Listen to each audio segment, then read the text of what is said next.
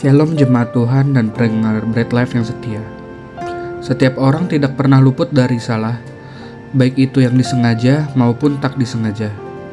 Bahkan di dalam dunia kerja, dunia pendidikan, dunia pelayanan, maupun kehidupan sehari-hari, kita tidak bisa dihindarkan dari kesalahan dan kekurangan. Mengapa? Jawabannya karena manusia bukanlah makhluk yang sempurna. Manusia penuh dengan keinginan baik dan buruk. Menjadi wajar ketika kemudian seseorang berbuat salah. Sebenarnya tidak apa-apa juga kalau seseorang pada awalnya tidak tahu sama sekali bahwa apa yang dilakukannya itu salah, karena bisa dijadikan pembelajaran supaya menjadi lebih baik. Yang menjadi masalah adalah ketika orang selalu berbuat salah, tapi masyarakat umum menganggap wajar, bahkan ikut melakukannya, serta tanpa usaha untuk memperbaikinya. Inilah yang disebut salah kaprah.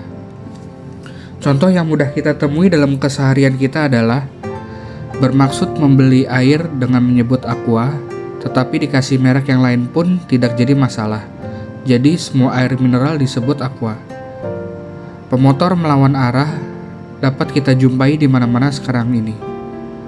Mobil angkut berhenti di sembarang tempat sesuai dengan keinginan penumpang, walaupun menyebabkan kemacetan.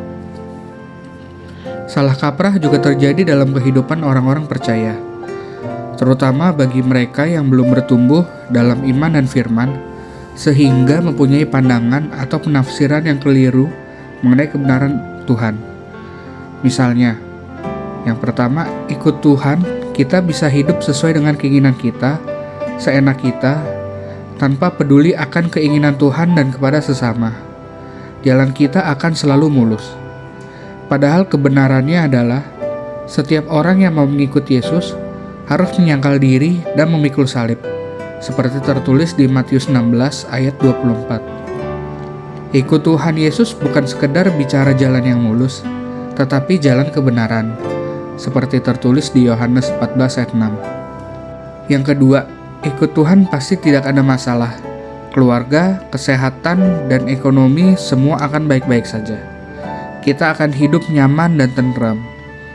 Padahal kebenarannya adalah bahwa kita sebagai pengikut Kristus, mungkin kita akan dibenci, dihina, atau ditolak baik secara langsung maupun melalui media sosial, seperti tertulis di Matius 10 ayat 22. Meskipun demikian, Tuhan selalu menyertai kita dalam segala situasi dan kondisi yang kita hadapi, seperti di Kejadian 28 ayat 15. Yang ketiga, dalam Tuhan, setiap doa kita pasti dijawab sesuai dengan keinginan kita. Padahal kebenarannya adalah bahwa jawaban doa tidak selalu sesuai dengan keinginan kita, tetapi sesuai dengan kehendak Tuhan, seperti di Mazmur 94 ayat 11. Tuhan tahu apa yang menjadi kebutuhan kita, dan Dia turut bekerja dalam segala sesuatu untuk memberikan yang terbaik bagi kita, seperti di Roma 8 ayat 28. Salah kaprah tidak hanya terjadi dalam pandangan atau penafsiran seperti tersebut di atas, tetapi terlebih lagi dalam kegiatan ibadah atau aktivitas umat Kristiani sehari-hari. Contoh yang sering kita temui antara lain, yang pertama, datang ibadah terlambat tidak apa-apa, yang penting khotbah pendeta. Ibadah Kristen yang sejati mencangkup lebih dari sekedar khotbah.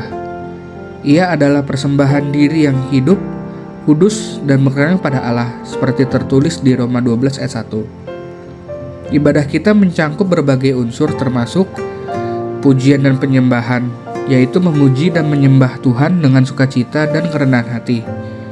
Lalu khotbah dan pengajaran, yaitu mendengarkan firman Tuhan dan belajar tentang kebenarannya. Dan yang terakhir, pelayanan, yaitu melayani sesama dengan kasih dan kepedulian, baik di dalam maupun di luar gereja. Yang kedua, tidak perlu berdoa karena Tuhan sudah tahu apa yang mau kita sampaikan.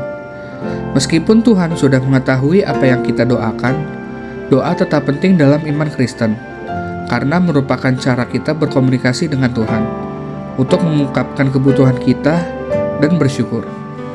Doa membantu umat Kristen untuk mendekatkan diri kepada Tuhan, memperkuat iman, dan merasakan kehadirannya. Yang ketiga, tidak perlu mengubah gaya hidup karena Tuhan Maha Pengampun. Sebagai orang percaya yang telah ditebus oleh darah Yesus, kita harus mengalami perubahan hidup, yaitu membiasakan diri untuk hidup sesuai dengan kehendak Tuhan dan mengikuti teladan Kristus. Bukan lagi hidup sesuai dengan keinginan daging kita yang hanya menuruti hawa nafsu jahat.